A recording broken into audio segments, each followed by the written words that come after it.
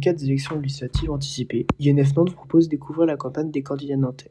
On suivi pendant une après-midi Brian Baker, candidat du Rassemblement national dans la première circonscription de Loire-Atlantique, et Gauthier Boucher, responsable du parti en Loire-Atlantique. Ensemble et avec des militants, ils ont réalisé du tractage et du boitage dans le quartier de Saint-Félix. Brian Baker, 22 ans, bientôt 23 à la fin du mois d'août.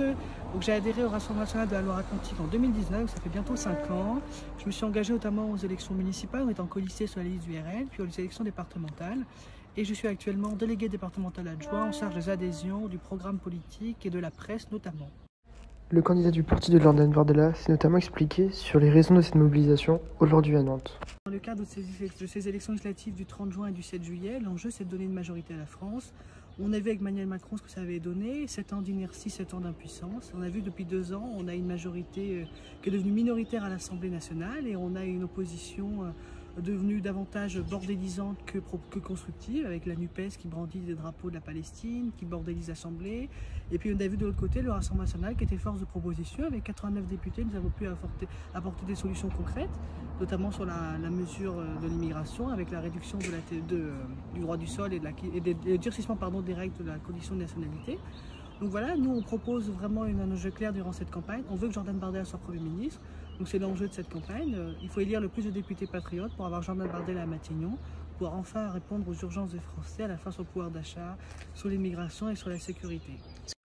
Les militants du Rassemblement national ont ainsi distribué des tracts dans les boîtes aux lettres et dans la rue, ont collé des affiches et sont allés à la rencontre des personnes présentes afin de leur expliquer les enjeux de cette mobilisation, pourquoi il fallait voter le Rassemblement national.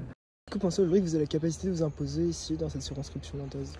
Écoutez, l'enjeu c'est d'être présent partout. Alors je pense que compte tenu du contexte, je suis le seul candidat de l'Union nationale parce que les LR ont décidé de soutenir le candidat macroniste. Donc pour moi c'est l'affirmation concrète que les LR c'est la béquille d'Emmanuel Macron. On voit d'ailleurs il y a des membres de LR qui sont au gouvernement.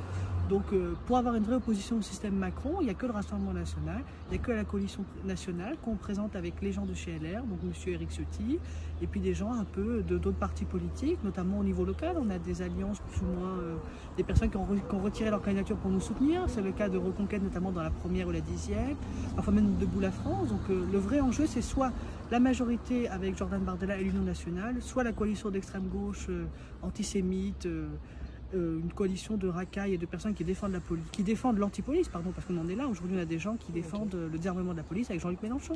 Donc l'enjeu, il est clair. Nous, c'est Bardella. Et je pense que Bardella sera Premier ministre. Concernant la manifestation anti-Rassemblement national qui avait eu lieu le samedi 15 juin à Nantes et rassemblé près de 15 000 personnes, Brian Baker a réagi, trouvant ces personnes notamment marginales du reste des électeurs.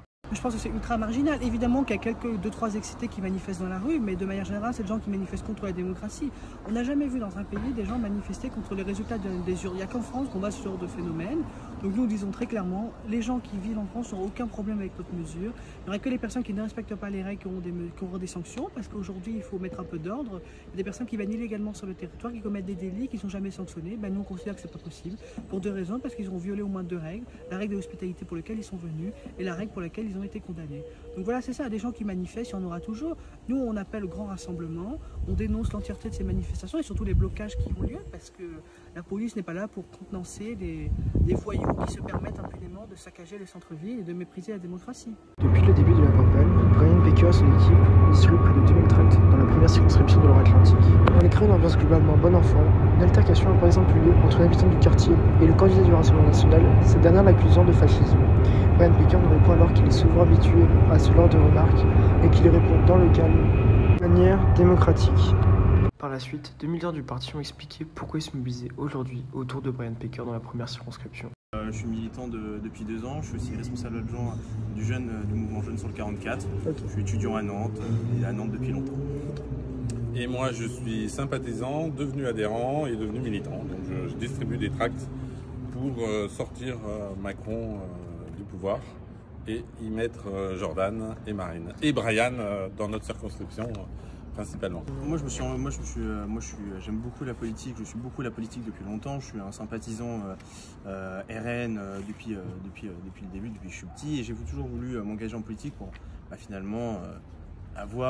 rentrer dedans, pouvoir militer, pouvoir donner un peu, parce que les jeunes, il faut qu'ils s'engagent. On voit que les jeunes aujourd'hui se désintéressent de la politique.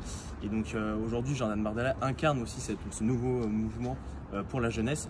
Et moi, je me suis engagé effectivement au RN à ce moment-là. Enfin, Gauthier Boucher, le responsable départemental du Rassemblement national, s'exprimait sur ses attentes par rapport à ces élections en Loire-Atlantique. Boucher, 36 ans, délégué départemental du RN de la Loire-Atlantique, conseiller régional des Pays de la Loire et collaborateur parlementaire.